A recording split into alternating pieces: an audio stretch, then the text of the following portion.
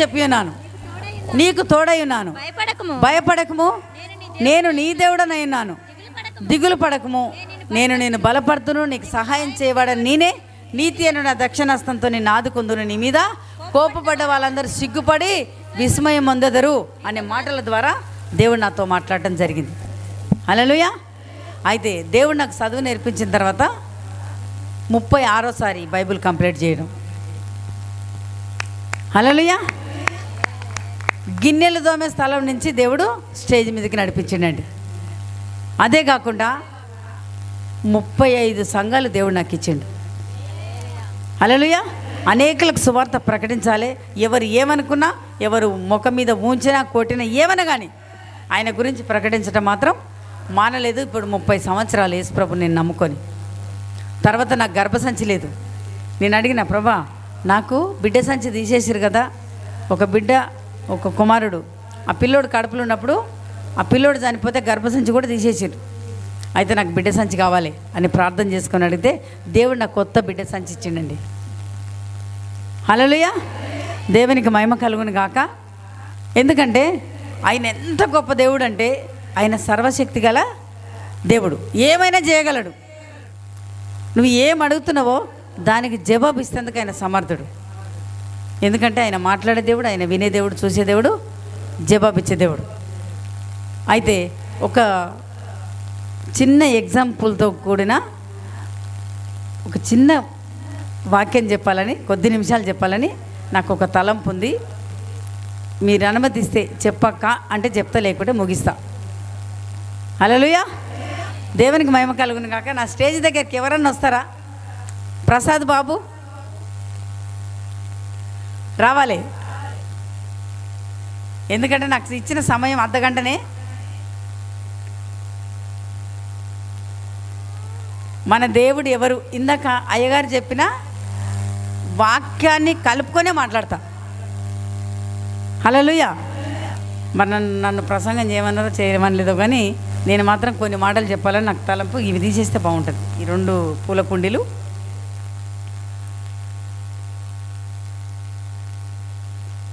దీన్ని కూడా తీసి పక్క పెట్టేసి, దాంతో ఇప్పుడు పని లేదు.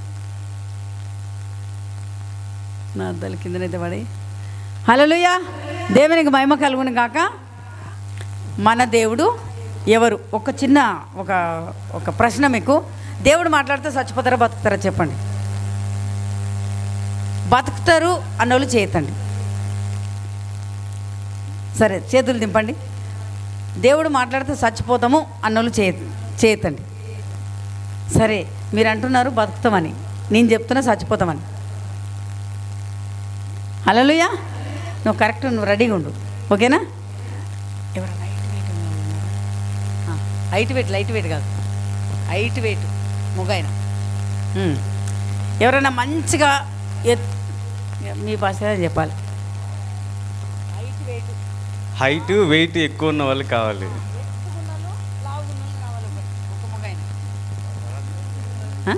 పిలవచ్చు ఎవరినైనా, పర్వాలేదు. పిలవండి.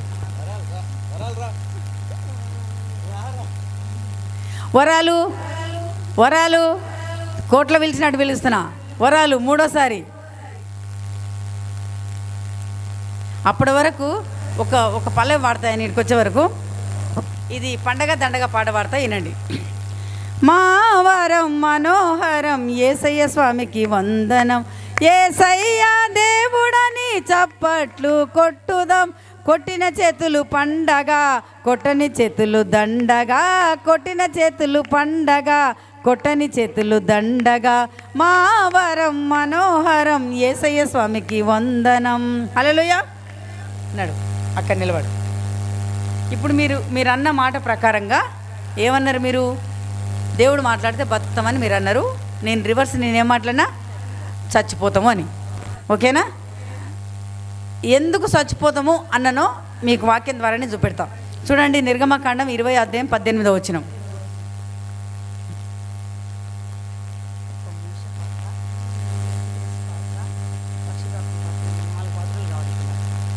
ఒక పాత్ర వచ్చేసింది, ఇంకా 3 కావాలి.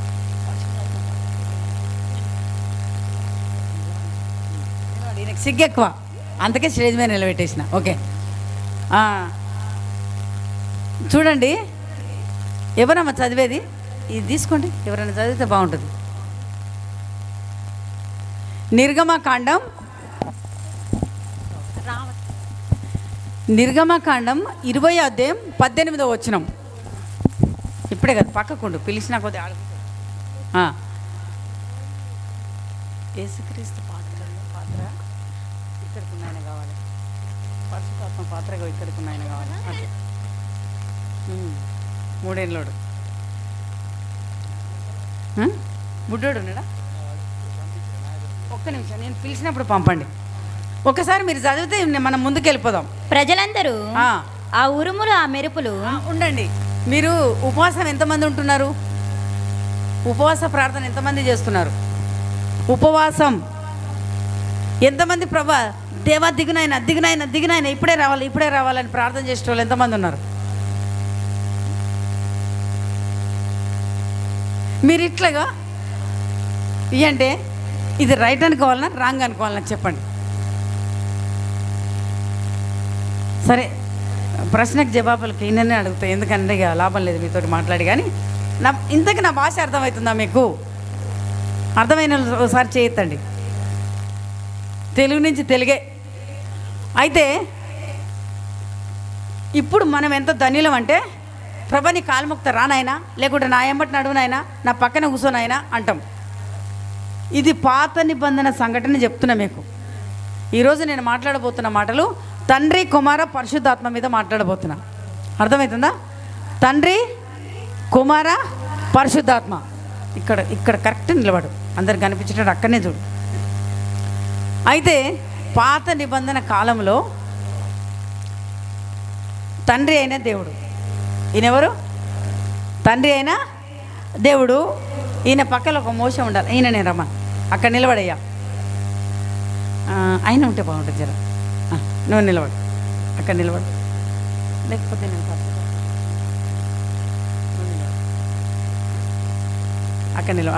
ఇద్దరంగిలు ఒక్కలాగానే ఉన్నాయి. సరే, మీరందరూ ప్రజలు, ఈయన తండ్రి అయిన దేవుడు. ఈయనకు అది పెట్టేసి కనబడకుండా, ఈయన అగ్ని దేవుడు కదా, కనబడదు.